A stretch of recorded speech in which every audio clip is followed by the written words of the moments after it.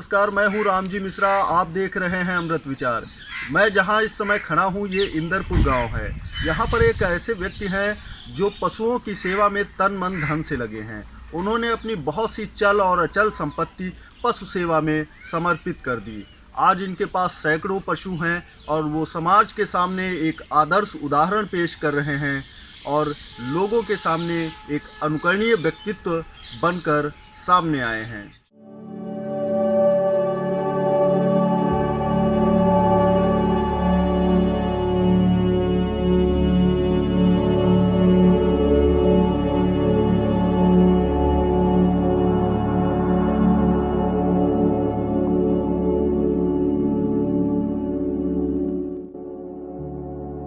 अपना और अपनों का दर्द तो हर कोई समझता है। क्या आपने कभी ऐसे इंसान के बारे में सुना है जो पशुओं के दर्द को अपना दर्द समझता हो और उनकी सेवा करने में अपनी लाखों की संपत्ति बेच दी हो? हम आपको एक ऐसे ही शख्स के बारे में बताने जा रहे हैं जिसने घायल छुट्टा पशुओं की सेवा करने के लिए अपने 6 प्लाट और 1 मकान बेच दिया। वो शख्स है कविंद्र यादव, जो शाहजहांपुर जनपद की तिलहर तहसील में पड़ने वाले इंदरपुर गांव के रहने वाले हैं। करीब 5 साल पहले शुरू हुए पशुओं की सेवा के इस सफर से कविंद्र को ऐसी शांति मिली कि उन्होंने अपना घर और प्लाट तक बेच दिए, लेकिन पशुओं की सेवा करना नहीं छोड़ा। 40 साल के कविंद्र को रास्ते में जो भी पशु घायल अवस्था में मिलता है वो उसे अपने घर ले आते हैं और अपने खर्चे पर उनका इलाज करते हैं। इतना ही नहीं, पशुओं के स्वस्थ होने पर कविंद्र फिर से उन्हें बेसहारा नहीं करते हैं, बल्कि उन्हें अपने ही घर में रख लेते हैं और उनकी सेवा करते हैं। आज कविंद्र के घर में 100 से अधिक गौवंश, एक बूढ़ा घोड़ा और लगभग 50 कुत्ते रहते हैं, जिनके खाने और दवाई का खर्चा वो खुद उठाते हैं। आप अपनी पशु सेवा के बारे में बताइए कि कब से ये विचार आया और कब से ये काम कर रहे हैं। पशु सेवा का बिजनेस कर रहे थे अपना, और फिर ये घायल गोवंश वगैरह ये तार लगा रहे हैं खेत में अपनी फसल बचाने के लिए। लोग तो बहुत ज़्यादा जो गंभीर हालत में गाय कोई दिखी तो उसका इलाज शुरू कर दिया। फिर सोचा कि अपने पास भैंसें थीं तो साथ में ये भी खाती पीती रहेगी, लेकिन उससे फिर वो गाय ठीक हो गई। फिर दूसरी दिखी उसको ले आए, तीसरी दिखी उसको ले आए, तो फिर ये सिलसिला फिर बंद नहीं हुआ अभी तक। और आज करीब 100 गोवंश है अंदर जो घायल अवस्था में लेके आए थे, निराश्रित है, बहुत कमज़ोर है, या कोई छोटा बच्चा है कहीं पड़ा हुआ है। तो इस तरीके से ये सब इकट्ठे होते चले गए और इस सेवा के लिए फिर बहुत ज़्यादा पैसे की ज़रूरत पड़ने लगी। शुरू में तो ज़्यादा नहीं चाहिए होता था, लेकिन सोचा नहीं था कि इतना ज़्यादा ज़रूरत पड़ेगी। तो अब उसमें काफ़ी सारी जो हमारे पास संपत्ति थी वो भी धीरे धीरे बिक्री इसी में हमने लगा दी, लेकिन काम बंद नहीं किया। और अब ईश्वर के भरोसे है कि देखो कुछ आगे चलती रहे ये सेवा, यही प्रयास रहता है। बताया जाता है कि आप जो बिजनेस करते हैं उसका भी सारा पैसा इसी में लगा देते हैं। हाँ, जो भी अभी बिजनेस तो बंद कर दिया था, इस सेवा अध्यात्म में चले गए थे, लेकिन अब इसकी वजह से, गाय की वजह से फिर मुझे एक बिजनेस अभी अपना स्टार्ट करना पड़ रहा है। तो वहाँ से कमा के लाते हैं, लेकिन वो पूरा नहीं पड़ पा रहा है। अभी इतनी कमाई नहीं है कि उसकी कमाई से ये चल पाए। हाँ, लेकिन प्रयास कर रहे हैं अपना पूरा। कभी कोई सरकारी मदद या आसपास के लोगों ने आपके काम के लिए मदद के लिए आगे हाथ बढ़ाया हो? मदद, सरकारी मदद या आसपास के लोगों की मदद तो बिल्कुल नहीं मिली अभी तक। अगर मिल जाए तो फिर बात ही क्या है, फिर ये तो चलती रहेगी हमेशा।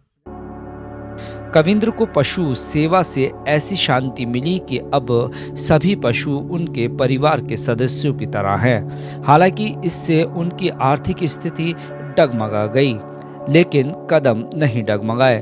धीरे धीरे पशुओं की संख्या बढ़ने पर उनके इलाज का खर्च भी बढ़ता चला गया, जिसके बाद उन्होंने अपनी जमा पूंजी और 80 लाख रुपए से ज्यादा की संपत्ति बेचकर पशु सेवा में समर्पित कर दी।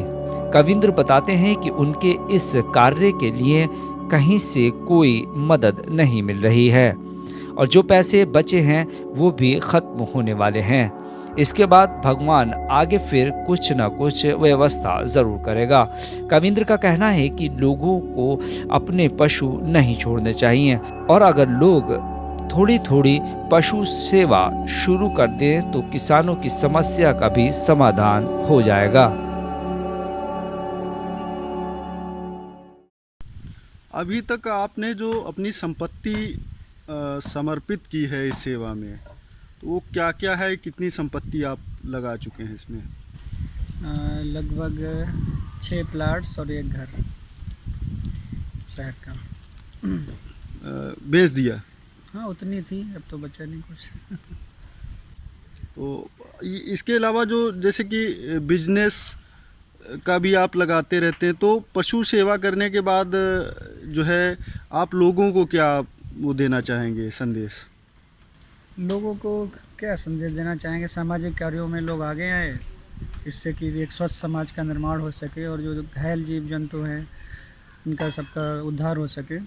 क्योंकि हमें थोड़ा सा भी जख्म होता है तो हम कितनी पीड़ा से गुजरते हैं, तब हमें एहसास होता है, लेकिन हम दूसरों का दर्द नहीं समझ रहे हैं।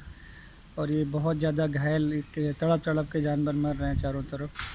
तो सभी लोग आगे आएँ और इस समस्या के निराकरण के लिए ठोस कदम उठाए जाएँ। सरकार से भी मैं अपील करता हूँ और तभी एक अच्छे समाज का निर्माण होगा। क्योंकि समाज में पापाचार, भ्रष्टाचार ये सब बढ़ रहा है और लोग दुखी भी हैं, परेशान भी हैं। सब कुछ करने के बाद, मेहनत करने के बाद भी सुख शांति नहीं आ रही है और धन और वैभव संपत्तियाँ ये सब तो यहीं पे रह जाएगा, लेकिन कर्म ही अच्छे साथ में जाएंगे।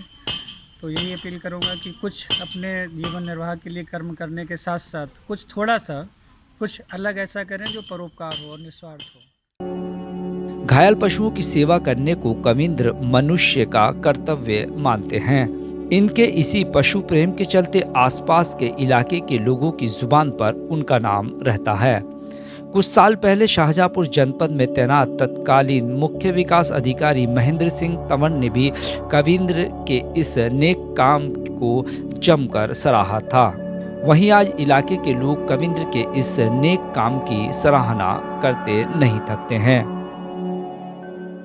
अच्छा, ये बताइए, जो आपके गांव के पास में कविंद्र यादव रहते हैं, जी सर। इनके बारे में कुछ बताइए। जी सर, वो तो बहुत ही अच्छे आदमी हैं सर।